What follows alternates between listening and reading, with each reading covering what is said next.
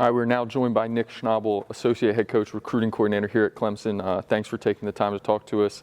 Talk to me a little bit about the offensive philosophy as well as tying that into individual player development here at Clemson. Yeah, we want to be a run-scoring offense, to be connected 1 through 9 as much as possible. So our number one goal, score as many runs as we possibly can. Now, with that said, it's like having a pie, and there's pieces to that pie, right? I mean, there's approach, there's competitiveness, right?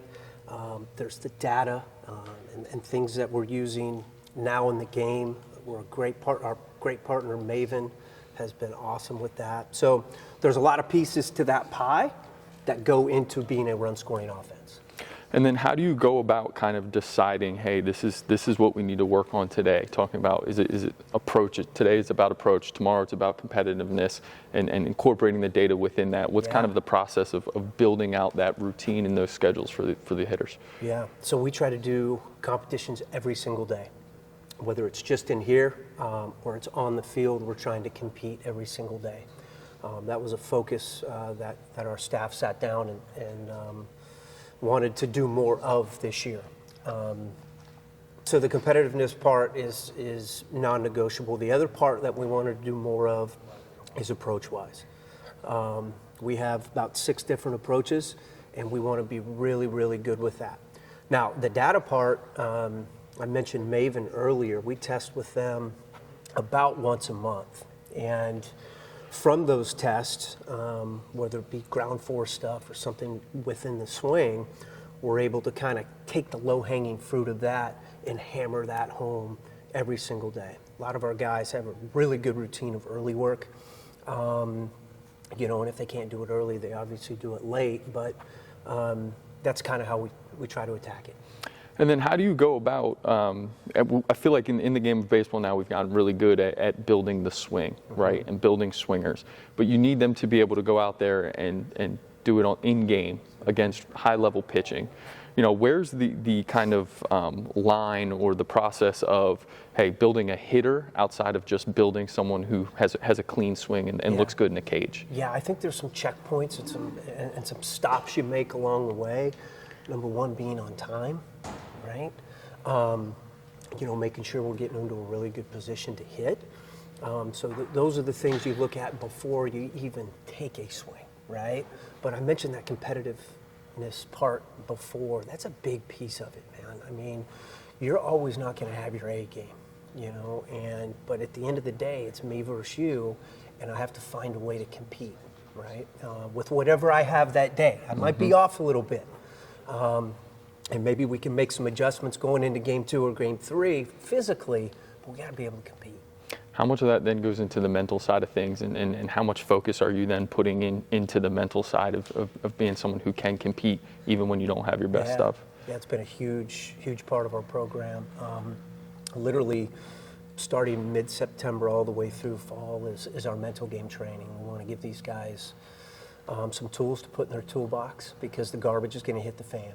And we want to have them have some things to be able to deal with that. But I'm glad you mentioned that because that is such a big part of our game. I mean, we're playing in front of 7,000 people here at high stakes. And again, our guys need to go back to something, and that mental game is huge. How do you then guard against, when you're building routines with guys and you want them to be able to compete? When a guy goes, 0 for 4, has a little bit of a tough weekend, I'm sure there are instances where they want to come in and they want to tweak with stuff and they want to kind of maybe break it down. Sure. How often are you having to say, whoa, it was just one bad weekend? We got to be able to kind of see the forest through the trees. Yeah, no, that's really good. I think everybody's different. These kids are different. Some of them will want to tweak that, and some of them just come in here and just go back to work, put their head down and get primal. So it depends on the kid. And a lot of times they do need to tweak something here or there. But a lot of times they don't. And so that's where we as coaches talk through those things and watch video with them and things like that. What is the balance between kind of taking the time to build the swing and think about that versus kind of building an approach and thinking about, the game setting? How do you kind of make that balance and decide, when we need to do each? Yeah, that's a really good question. I feel like we try to hit on those things daily. I don't think it's all or nothing. Sure.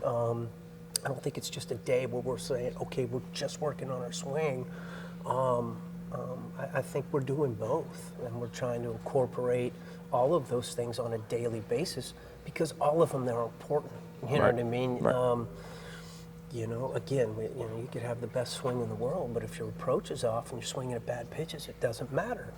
If you have a great approach, but your swing's broke, then that doesn't matter. So I think incorporating that on a daily basis, really all of those things is important.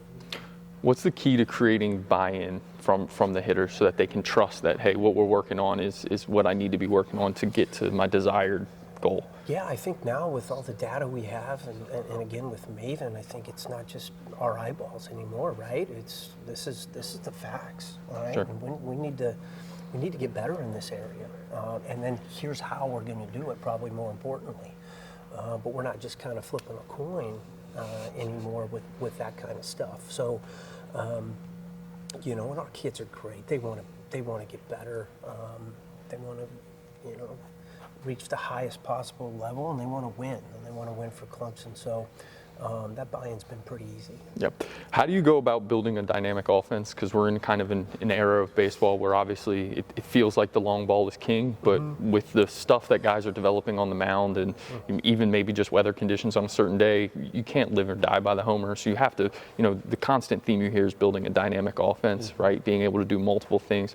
What's the key to going that? Is that putting guys in buckets with their strengths? And how do you guys kind of go about, facilitating that? Yeah, hopefully it starts a little bit in recruiting, right? So Sure. you're getting the right kind of guys. But you obviously want that power and speed combo, and for guys to be able to do multiple things. Because you're exactly right. I mean, we had games at Michigan back in the day where you could hit it 3 times, it wasn't going out. But the scoreboard doesn't care, right? So, a lot of that, goes back to on base, having those that guys that are really good at that. But yeah, the buckets are something that we utilize here with the different kind of guys that we have. And again, hopefully all of them are speed power guys. Sure. But some of them are going to be more of your starfishes, we call them, guys that can't run great, or and then we have our rabbits and our hound dogs that are kind of that hybrid in the middle. But yeah, that's certainly important. When you talk about approach and you go into maybe specific game planning meetings and the guy that you're facing might be tough or might utilize this in certain counts or advantages, how do you go about kind of breaking it down for the guys? Is it more so like, hey, this is what your strengths are, this is where you need to hunt in the zone, pitch types? How do you kind of go about that from a game planning and approach standpoint? Yeah, that's something we're changing this year. Okay. Again, another focus that we sat down in August and wanted to tweak and get 1% better, because I think, as coaches, you're always trying to do that. So, our whole staff talked with people that we trust and came back, so I think we're going to tweak that moving forward. But yeah, you mentioned it with the stuff that we're seeing now. I mean, this is my 23rd or 24th year of coaching, but even you go back 7-8 years, I mean, it is way different with the amount of stuff top to bottom with some of these staff. So preparing for it a little bit differently is what we're going to be moving into this year. But yeah, getting into locations, and first we'd like to just paint a broad picture of this is who this guy is, Sure. and here's the stuff, right? Obviously, on our daily work, we're working on with those approaches, but yeah, that's something that we're going to toy with this year. How much has it changed in your years of coaching? Obviously, is like you can get so much more information on each arm you're facing, I'd imagine now, right? You know what count they're using, what pitches, the percentages of each. And is there a time where you have to kind of pull back from guys getting too deep into that because they can go up there and be a little bit too in their head about all that? Yeah, and we try to just really dumb it down. Sure. And maybe dumb it down is not the right word, but keep it as simple as possible for our guys. But yeah, and again, it goes back to the individual kid.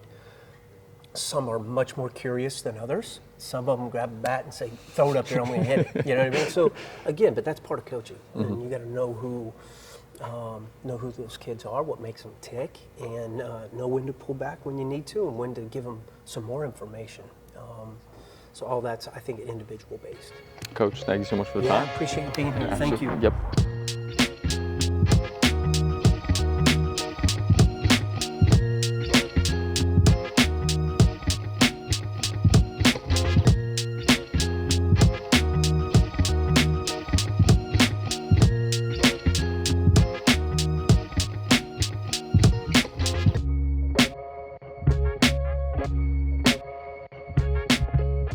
We're now joined by Griffin Mazer, assistant coach here at Clemson. Thank you so much for taking the time to chat. I'm kind of curious about practice environments from the offensive standpoint. Kind of what's the environment that you guys are looking to create every day from a practice setting when guys need to get stuff done? Yeah, definitely one that's competitive and goes from them hitting their individual things to a team setting. And like I know Coach Schnabel talked about it, but all with the goal of maximizing our ability to score runs as an offense. We usually start out in here. Guys will come in a little bit early before practice and do their early work stuff. They'll start with their activation in the weight room, getting their body right, getting their movement prep in, transitioning over to some med ball stuff that we give them just to start moving a little faster, a little bit more explosive. And then they'll go into their T routine or their flip routine, or everybody kind of has their each individual drills based on kind of what our Maven reports spit out, which is kind of like our hitting lab. So some deficiencies they have and some strengths that they have. Hit on a couple of those drills just to get themselves right before we start training. And then once we get into training, making that an environment where whatever we're doing in the cage is about their swing and practicing, mechanical stuff. And then once we get onto the field, that's all about how are we going to win games, how are we going to compete 1 through 9, score as many runs as we can, whether we're working on approach stuff or we call it red zone, which is scoring runners, moving a runner from second base, scoring them from third. That's a lot of what we do on the field. How, in the development of the offense and individual hitters, how much are you weighing, accentuating guys' strengths versus kind of bringing up their weaknesses? Yeah, I think the first part of accentuating their strengths is them knowing what their strengths are. And so we spend a lot of time trying to really kind of put in front of them what their strengths are, show them what their strengths are so they know that. And then their weaknesses, hitters aren't going to be good at everything always. And so I think it's important that guys know their strengths, but then we spend some time on their weaknesses too. With this day and age of pitchers being built in a lab, you have to have some answers to different pitchers, different pitch types, different angles coming at you. So we have to work on those things as well. At the end of the day, the pitcher starts with the ball, and we're just reacting as hitters.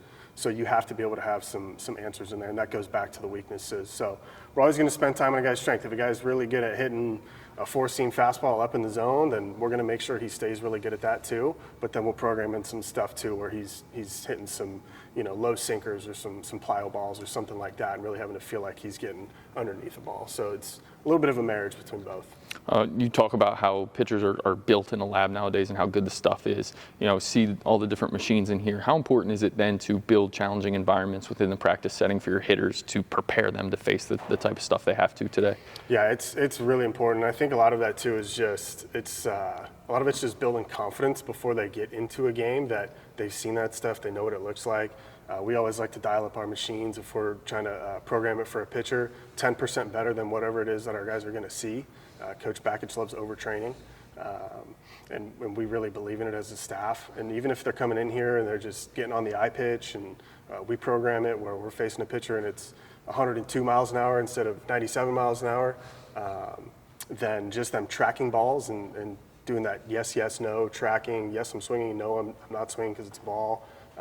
We believe in that a lot. We always try to simulate whatever pitcher it is that we're going to see with the eye pitch and get those guys in here as early as we can in the week so that we're kind of game planning for what we're going to see in the week, and then some key relievers as well.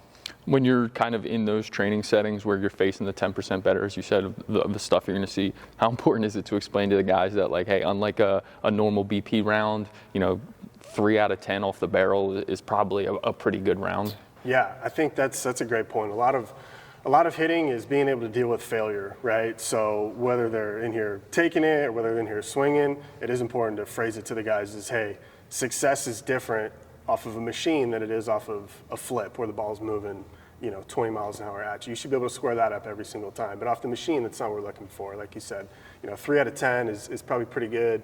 5 out of 10 is great. So I think that's important. And we try to always make it competitive too, and make it a competition where guys are competing against each other, putting guys in teams where they can compete against their teammates as well. But yeah, that's important. And you have to be able to handle that failure. And it's good to practice that failure too, because it's a big part of our program is the mental side of the game as well. And being able to put yourself in situations where you're failing, having to deal with that failure is important too, because if you're only practicing success and then you're failing a lot in the game, that's going to be tough for you to handle and know how to navigate that for sure.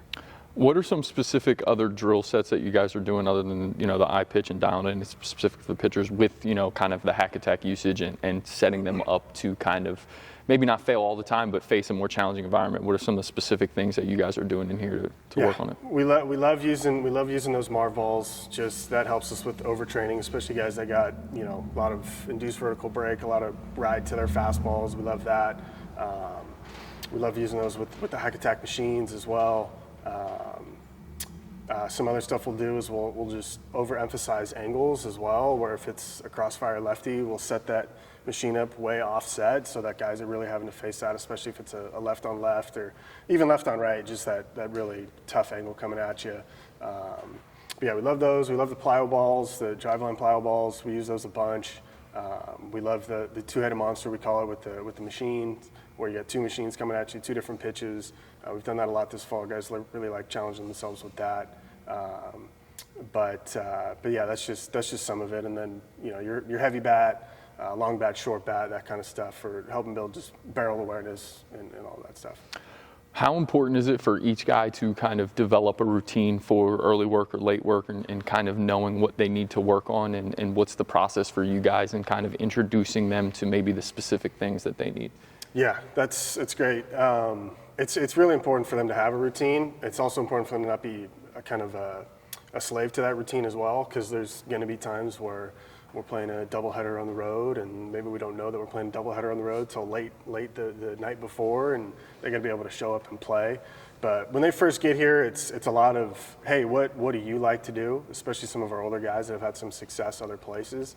For the freshmen, we definitely try to point them in the right direction a little bit more. But when the guys first get here, they're all here for a reason. We try to tell them that. So if there's things that they like to do, we're not going to take away those things. If guys like getting off of the tee, that's totally fine with us. If there's a specific drill, that's okay with us.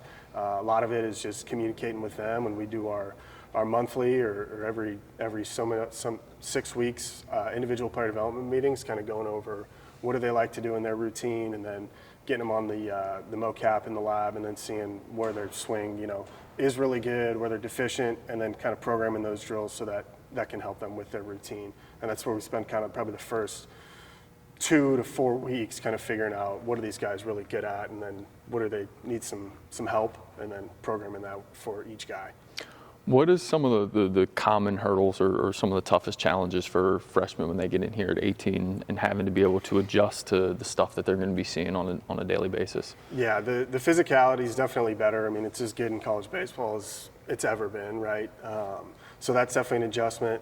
The speed of the game is definitely an adjustment. The mental part of it is probably where it's the biggest adjustment, because especially freshmen that we have that come into this program, like they've pretty much had nothing but success in their high school careers, amateur careers, everywhere they've been, they've pretty much just had success. So getting them to handle failure, and the guys that can handle failure are typically the ones that can be more consistent often, right? And so that's the biggest hurdle for our freshmen, for sure. And we take all of October, and Coach Bakich goes over mental game training with our guys so that all of our guys can handle that. But that's a big part for our freshmen and for our younger guys as well, so that they can get acclimated to that failure a little bit quicker than maybe most. And like I said, just in training, putting them in environments where they're going to fail so that they can handle it, and actually practicing that. So, the first weekend of the season or in June in Omaha, it's not the first time that they're, having to deal with something like that they've actually rehearsed it and practiced it before, so they can be ready to go. You've mentioned Maven a couple of times, which you guys use. How important is it to build efficient movers in the swing, to be able to have kind of a consistent movement that is second nature to them, so that they can be adjustable to the stuff that they're seeing? Yeah, I think a lot of it just goes back to like what we talked about earlier in pitchers being built in a lab. And the goal isn't necessarily to build a perfect swing, but it's to build a swing that's adjustable and being able to handle different velocities, shapes, pitch types, angles coming at you. And so that's a lot of what we're trying to do in there. Is there's nobody that's going to go in there and you're going to step on the mocap and say, okay, you have a perfect swing. Good job. Congratulations. You're 100 out of 100 and everything. But it's just about maximizing what it is that you can do. And it's really what they've done is they say, here's what the best players do. It's not necessarily about, okay, a style or anything like that, but this is just what the best players in the big leagues do. And so the closer we can be to all of those ranges, it's going to be better, right? And now there's a lot of things that go into hitting too. There's timing, there's your approach, there's your, like we talked about a lot, your mental state, all of those things. But there's, having a really good swing definitely does not hurt you. And it's just bulletproofing that swing to be able to do everything. It's not just about hitting the pull side home run in the air, but being able to hit the line drive in the right center gap, be able to move a runner, be able to make contact with 2 strikes. Like all of those things are important. That's a big reason why we've utilized it so much.